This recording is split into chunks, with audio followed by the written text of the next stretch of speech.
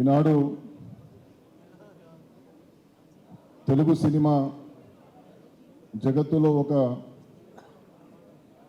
సువర్ణాధ్యాయం లాంటిదని చెప్పి మనస్ఫూర్తిగా భావిస్తూ ఉన్నాను. ఇలాంటి కార్యక్రమానికి తెలంగాణ రాష్ట్ర సినిమాటోగ్రఫీ శాఖ మాత్యులు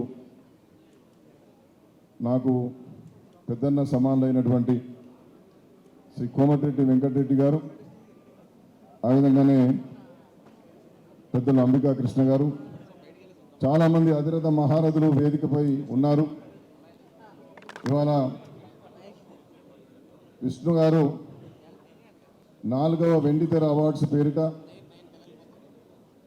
విజన్ వివికే అధినేత అయినటువంటి విజయ్ కుమార్ గారి యొక్క సంపూర్ణమైనటువంటి సహకారంతో సినీ దిగ్గజ నటుడైనటువంటి శ్రీ మురళీమోహన్ గారికి నటసింహ చక్రవర్తి అని చెప్పి ఒక అద్భుతమైనటువంటి బిరుదును కోమటిరెడ్డి వెంకటరెడ్డి గారి యొక్క స్వహస్తాల మీదుగా అందజేయడం చాలా సముచితంగా ఉన్నది.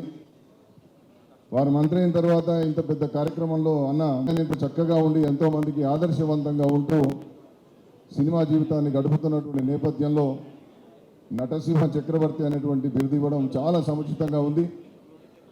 ఈ మధ్య జూలైలో తానా మహాసభల్లో కూడా వారు నేను కలిసి పాల్గొన్నాం. మురళీమోహన్ గారికి అక్కడ జీవిత సాఫల్య పురస్కారాన్ని ఇచ్చారు తానా మహాసభల్లో. వారు నాకు జ్యోతిబాబులే పురస్కారాన్ని కూడా ఇవ్వడం జరిగింది.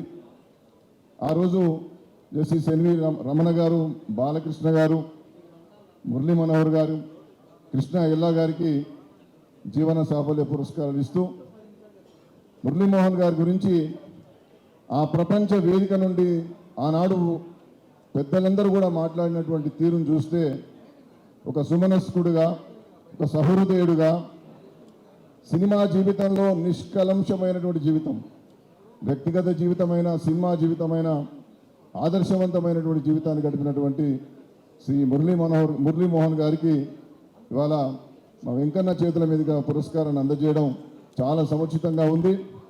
ఎక్కడున్నా తెలుగు ప్రజలంతా ఒకటే, తెలుగుదనం ఒకటే, తెలుగు భాష కోసం, తెలుగు సాహిత్యం కోసం, తెలుగు సినిమా కోసం ఎవరు ప్రయత్నించినా తెలంగాణ ప్రభుత్వం అండగా ఉంటుందని చెప్పి ఒక సందేశం ఇవ్వడానికి ఈరోజు శ్రీ కోమటిరెడ్డి వెంకటరెడ్డి గారు, గౌరవ ముఖ్యమంత్రి శ్రీ రేవంత్ రెడ్డి గారి యొక్క అనుసంధానంతో వారు రావడం నిజంగా కూడా చాలా గొప్ప విషయంగా నేను భావిస్తూ ఇదొక సందేశం ఇచ్చినటువంటి విధంగా ఉంది.